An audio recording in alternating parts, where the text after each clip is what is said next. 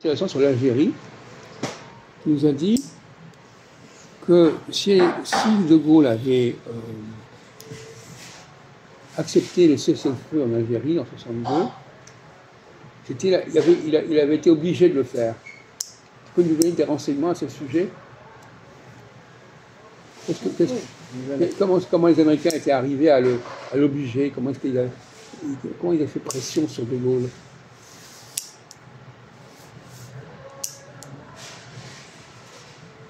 Et pourquoi De Gaulle avait cédé? Kennedy avait raison. Il avait raison, il était temps. Mais mais pourquoi est-ce que justement, pourquoi est-ce que tout d'un coup il a accepté un truc qu'il n'avait pas accepté avant? Il y avait la pression aussi de la France.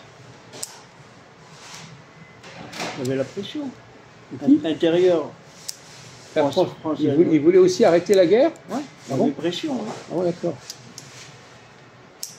Et alors, la question qui se pose, mon cher Jonathan. Non, il y avait pression inverse. Hein? Il y avait presque un coup d'État.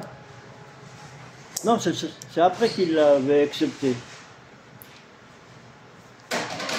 Parce qu'il y a l'opposition qui voulait garder l'Algérie. Oui. Donc le coup d'État, c'est quand il a voulu ne pas la garder. Ouais. Là, tu nous parles des pressions quand il a voulu dans l'autre sens. Ouais, moi, je crois que ça vient des États-Unis. Oui.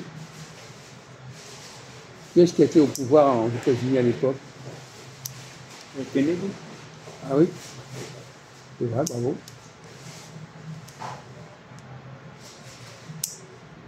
Alors, est-ce que...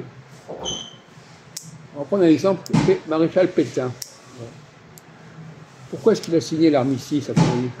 Pourquoi est-ce qu'il a accepté l'armistice avec les Allemands en 1940? Parce que De Gaulle n'a pas accepté d'ailleurs. Quelles sont les raisons qui l'ont amené à arrêter?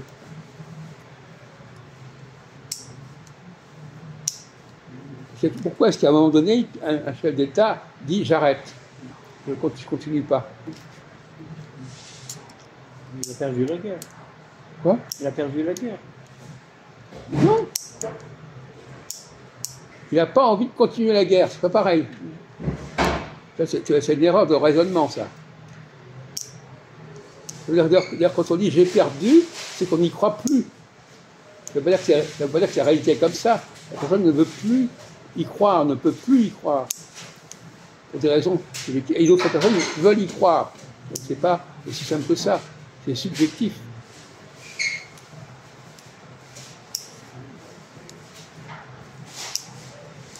Si à un moment donné, quelqu'un ne veut plus quelque chose, c'est pas qu'il a perdu, c'est qu'il a plus envie. Pas pareil.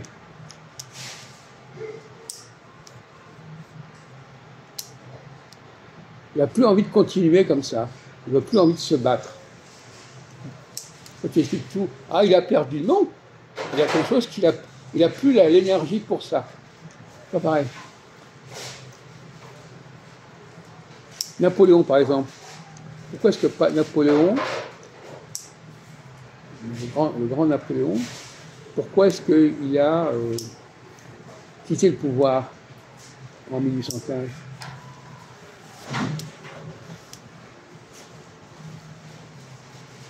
Pourquoi est-ce qu'il a capitulé? Parce que l'Église ne voulait pas l'aider. Qui? L'Église.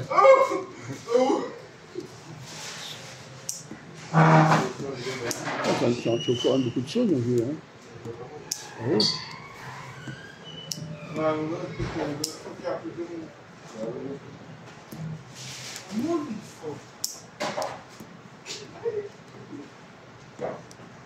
Il y a toujours un moment où les gens ne veulent plus continuer. Voilà. Même Mitterrand, à un moment donné, en 1983, Mitterrand, il n'a plus eu la force de vouloir continuer son programme. Voilà. C'est une énergie intérieure, c'est pas quelque chose qui vient de l'extérieur. intérieurement, il n'a plus envie de faire quelque chose dans ce sens. C'est cyclique.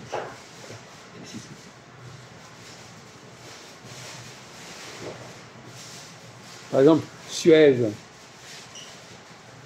C'est bien Suez. La nationalisation du canal. Pourquoi ça s'est arrêté, Suez? Parce que ça a été nationalisé par Nasser. Pourquoi ça s'est arrêté? Pourquoi la guerre s'est arrêtée? La guerre entre les Français, les Anglais, les Israéliens qui ont s'emparés du canal de Suez, qui a été nationalisé. Pourquoi est-ce qu'ils n'ont pas continué?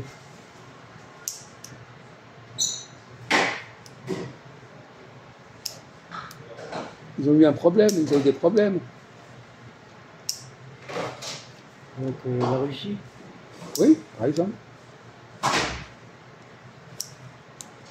Ils n'ont pas été au bout